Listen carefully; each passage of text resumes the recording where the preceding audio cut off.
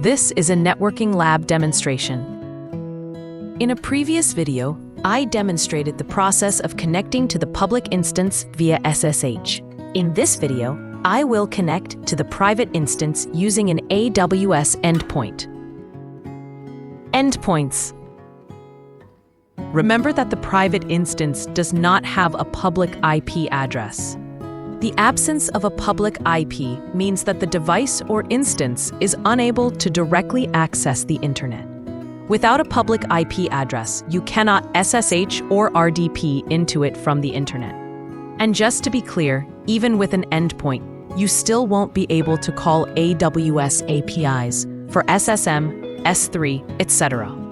That's where NAT gateways come in. I've included a table that differentiates endpoints from NAT gateways. Give it a quick look. I'll talk about NAT in another video. Endpoints provide a private link to AWS services. They give you access to services like SSM, EC2 messages, Secrets Manager, or S3. It lets your private instance communicate directly and securely with those AWS services without traversing the internet. Having an endpoint means that you can use Session Manager, SSM agent, to open a shell on your private instance. You can pull/push data from S3 buckets. You can also retrieve secrets or parameters. Now that you understand why I'm setting up an endpoint for my private instance, let's head over to the AWS dashboard. To locate endpoints, navigate to Networking, then to VPC, and then click on the Endpoints link. You'll find it under Private Link and Lattice.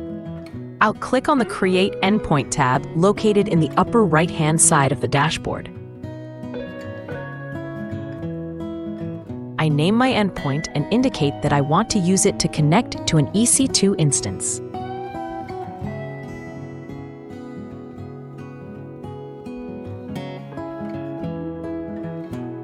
I select the correct VPC, the security group, and the private, not public subnet.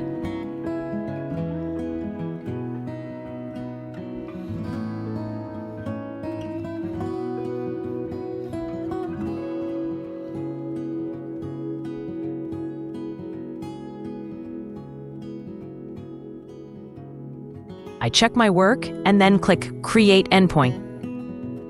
It may take a little bit for your endpoint to be configured in the system.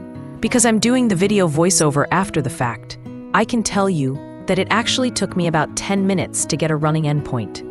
Because of that, I'll fast forward to the point where I achieved an endpoint status of available.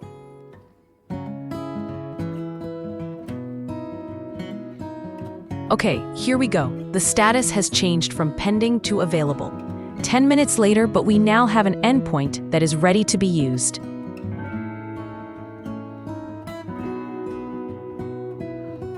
Let's take it for a test drive. I'll do the same thing that I did to attempt a connection to my public instance, but this time, the connection type will be endpoint and not instance connect.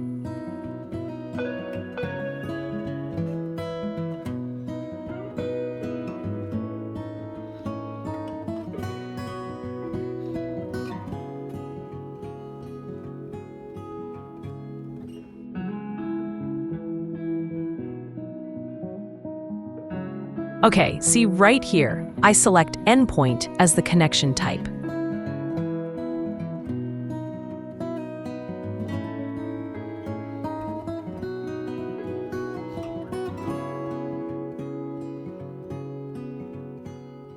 Once I click connect, a shell will launch and I will be taken directly inside of my instance.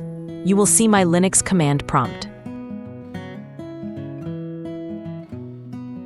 And here I am, inside of my Ubuntu virtual machine, ready to perform any of the tasks that I need to perform as a network, system, or software professional. Well, that's it for this video. I invite you to visit my YouTube channel where you'll find more of my lab demonstrations. Goodbye for now.